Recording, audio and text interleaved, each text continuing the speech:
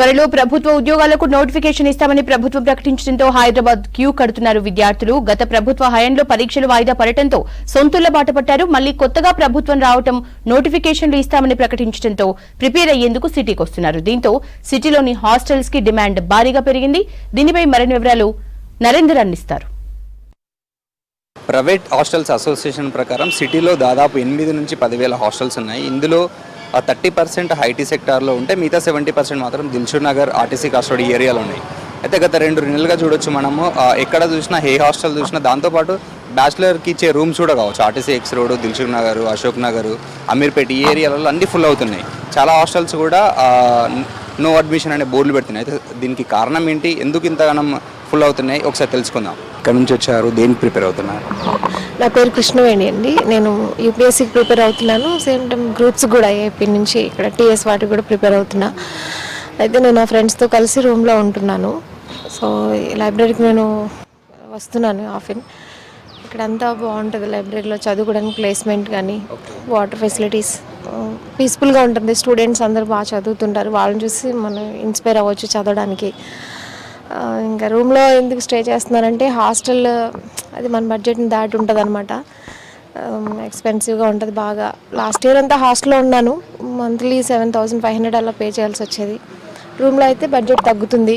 ఫ్రెండ్స్తో కలిసి ఇంకా షేర్ చేసుకొని చదవడానికి బాగుంటుంది అక్కడ. అలాగే లైబ్రరీ కూడా బాగుంటుంది. మీరు చెప్పండి, ఎప్పటి నుంచి ప్రిపేర్ అవుతున్నారు, దేనికి ప్రిపేర్ అవుతున్నారు, ఎలా ఉంది ఇక్కడ? మేము గత 2 years నుంచి ప్రిపేర్ అవుతున్నాము. అయితే మేము ఎలా ఉందనేది అంటే ఫస్ట్ నోటిఫికేషన్ చూసి వచ్చినాము. 2022 ఫిబ్రవరిలో నోటిఫికేషన్ చూసి వచ్చినాము. ఆ నోటిఫికేషన్ తోటే ఇన్ని రోజులు అయితే ఇన్ని రోజులు జాబ్ రాలేవు, ఇప్పుడు జాబ్లు వస్తాయనే ఉద్దేశంతో ఆ నోటిఫికేషన్ చూసి మేము మేలో జాయిన్ అయినాము, 22 మేలో. అప్పటి నుంచి ఇక్కడనే మనం చదువుతున్నాము. అయితే ఇప్పుడు ప్రాసెస్ ఎలా ఉందంటే, గ్రూప్ 1 రాసిన, గ్రూప్ 2 మేము 2 సార్లు గ్రూప్ 1 రాసినాం. మళ్ళీ తర్వాత ఈ గ్రూప్ 2 గురించి మేము అంటే మాది పేద కుటుంబము. మేము నెలకు ఇంటికి డబ్బులు పంపిస్తేనే ఇక్కడ ఉంటాము, లేకపోతే ఇక వేరే పని చేసుకోవాల్సి వస్తుంది.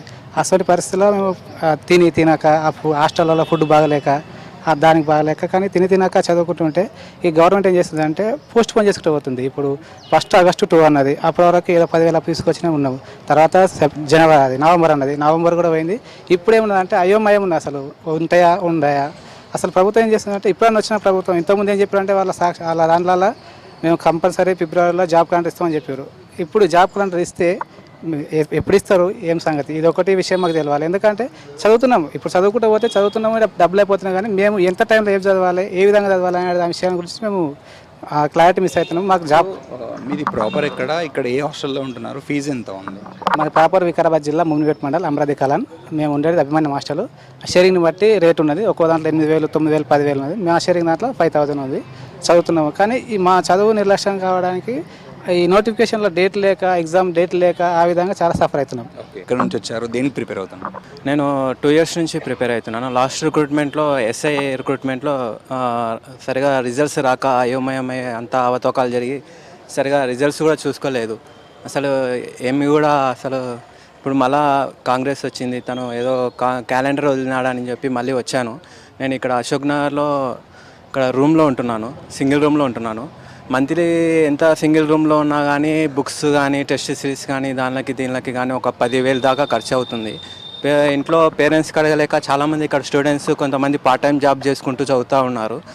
ఇక్కడ అర్లీ మార్నింగ్ 5 o'clock నుంచి 11 వరకు కంటిన్యూస్గా ప్రిపేర్ అవుతారు. కొంతమంది ఫైనాన్షియల్ ప్రాబ్లం ఉండడం వల్ల ఇక్కడ 5 రూపాయల క్యాంటీన్లో తింటూ ఉన్నారు. ఒక పూట తిని ఒక పూట తినక ఇట్లా రోడ్ల మీద తిరిగి కొంతమంది క్యాటరింగ్ వెళ్ళుకుంటూ ఇట్లా చదువుకుంటూ ఉన్నారు. కానీ ఈయన ఇప్పటికైనా 15,000 భర్తీ చేస్తామన్నారు. కానీ అది భర్తీ చేస్తా అన్నాడు, కానీ అది కొత్త నోటిఫికేషనా లేదా లేకుంటే పాత నోటిఫికేషన్ అనేది క్లారిటీ ఇవ్వట్లేదు. ఏ గవర్నమెంట్ అయినా కానీ మేము ఆ నోటిఫికేషన్ ఇస్తాం, ఈ నోటిఫికేషన్ ఇస్తామని నిరుద్యోగులకు చెప్తారు, కానీ గ్యారంటీ ఏమీ ఇస్తలేరు. అంటే ఏంది నోటిఫికేషన్ అయితే ఇస్తుంది. రోజు పేపర్ చూస్తూనే ఉన్నాము. 4-5 పేపర్లు, 1 కాదు, 2 కాదు, 3 కాదు, 5 పేపర్లు చూస్తున్నాం, న్యూస్ పేపర్స్. అంటే ఏనికి పేపర్స్ చూస్తున్నాం, అన్నీ చూస్తున్నాం. అంటే నోటిఫికేషన్ ఎప్పుడు వస్తుంది ఏంది అనేది. నోటిఫికేషన్ వచ్చేసి ఫైనల్గా డిసెంబర్ కల్లా ప్రకటించారు.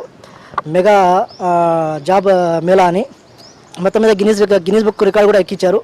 కానీ మా జీవితాలు మాత్రం ఇంకా ఒక మెట్టు కూడా ఎక్కలేదు. కాబట్టి కొత్తగా ఏర్పడిన ప్రభుత్వంలో మేము నిరుద్యోగులమంతా చాలా చాలా చాలా ఎంతో ఆశతోటి ఎదురు చూస్తున్నాము. కనీసం మాకు ఈ చరిత్రలో నిలిచిపోయే తెలంగాణ వచ్చినప్పటి నుంచి ఇంతవరకు ఒక్కసారి కూడా గ్రూప్ 1 జరగలేని చరిత్రలో ఈసారి కాంగ్రెస్ ప్రభుత్వం నిర్వహిస్తుందని ఎంతో ఆశాభావంతో ఉన్నాము. నేను గత 7 సంవత్సరాల నుంచి గ్రూప్ 1కి ప్రిపేర్ అవుతున్నా. ప్రిలిమ్స్ క్వాలిఫై అయినా, మెయిన్స్కి ప్రిపేర్ అవుతున్నా తరుణంలోనే పేపర్ లీకేజ్ చేసి మళ్ళీ వాయిదాలు వేసిర్రు. ఇట్లా వాయిదాలు వేసుకుంటూ నిరుద్యోగుల జీవితాలతో ఆటలాడుకున్న గత ప్రభుత్వం. కొత్తగా వచ్చిన ప్రభుత్వం కూడా నిరుద్యోగులకు ఎలాంటి హామీ ఇవ్వలేదు.